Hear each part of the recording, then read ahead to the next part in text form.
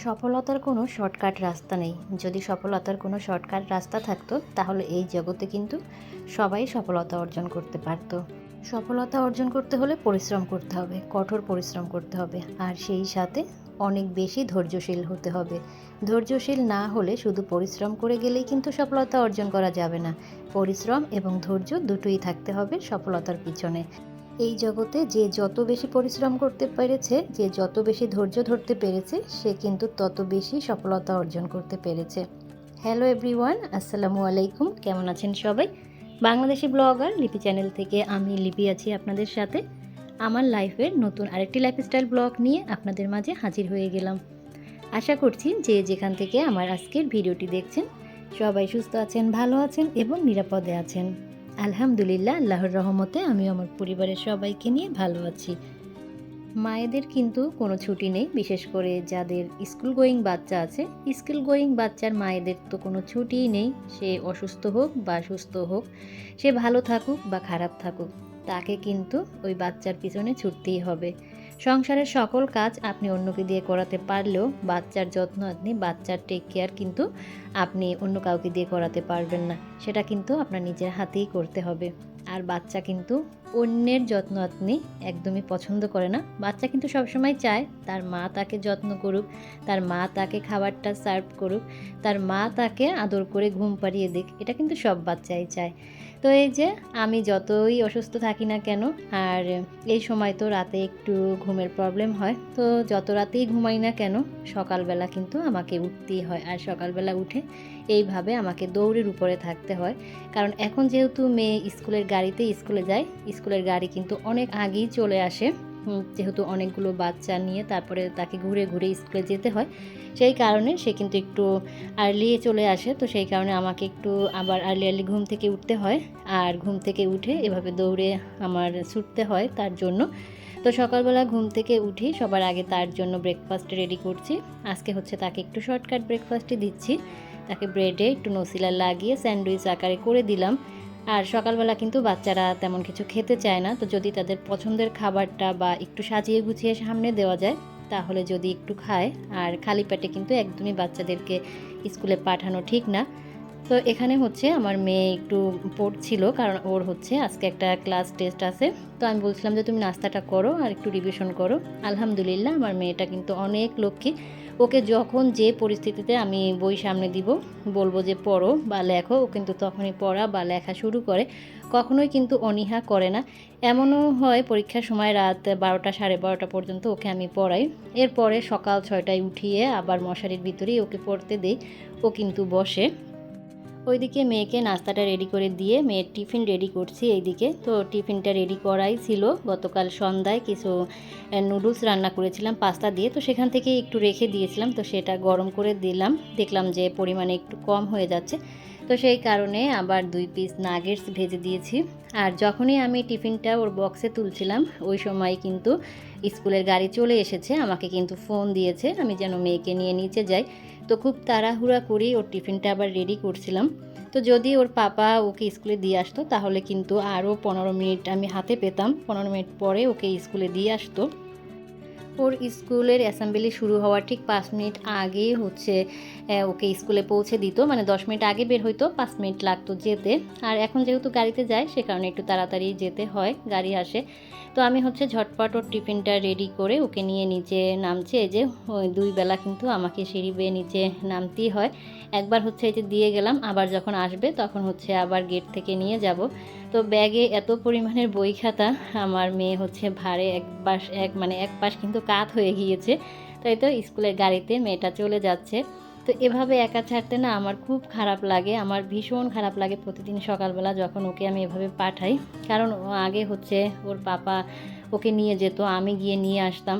তো এটা খুব মিস করি। তো কি করব, এখন পরিস্থিতি আসলে আমাকে এই পর্যায়ে নিয়ে আসছে, মেয়েকে একা ছাড়তেই হচ্ছে। তো ওকে হচ্ছে স্কুলে পাঠিয়ে আমি উপরে এসে হালকা পাতলা একটু নাস্তা করে নিয়েছি। আর এই সকালবেলা প্রথম হালকা পাতলা আমার নাস্তা হলো শুকনো মুড়ি না হয় শুকনো টোস্ট, যদি কলা থাকে তাহলে কলা দিয়ে খেয়ে নেই। তো এরপরে হচ্ছে আমি একটু হালকা কুসুম গরম পানি খাওয়ার চেষ্টা করি 1 মাপ। তো আজকে হচ্ছে 1 মাপ কুসুম গরম পানি নিয়ে আমি আমার ড্রয়িং রুমে চলে এসেছি। এখানে জানালার পাশে বসে আমার সময় কাটাতে ভীষণ ভালো লাগে। যদিও এখান থেকে দেখার মতো কিছুই নেই, তারপরও কেন জানি এই জায়গাটায় বসতে আমার খুব ভালো লাগে, কারণ এখানে প্রচুর পরিমাণের আলো বাতাস। তো সেই কারণে এখানে বসে কিছুটা সময় হচ্ছে আমি পার করি নিজের মতো করে। আর ওইদিকে তো আলিফার পাপা ঘুমাচ্ছে।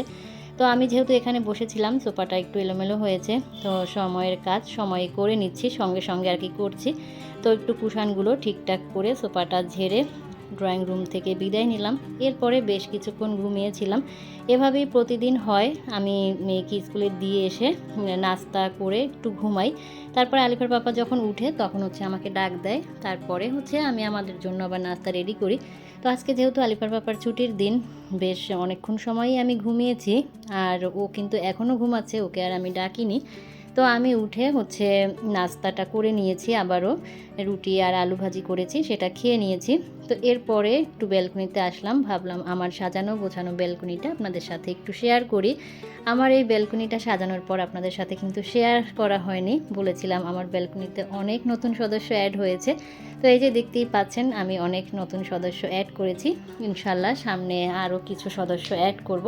আর আমার ব্যালকনিটাকে একটু কালারফুল করার আমি চেষ্টা করেছি, এজন্য একটু কালারফুল আমি টবগুলো কিনেছি।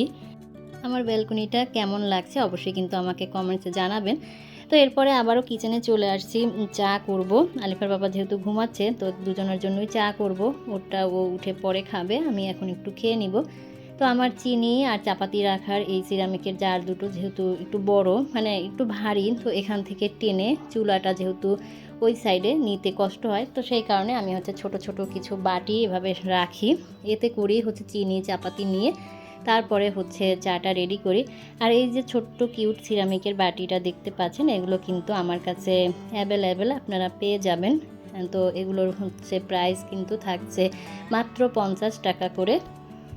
ইনশাআল্লাহ সামনের ভিডিওতেই আপনারা আমার বিজনেসের প্রোডাক্ট দেখতে পাবেন।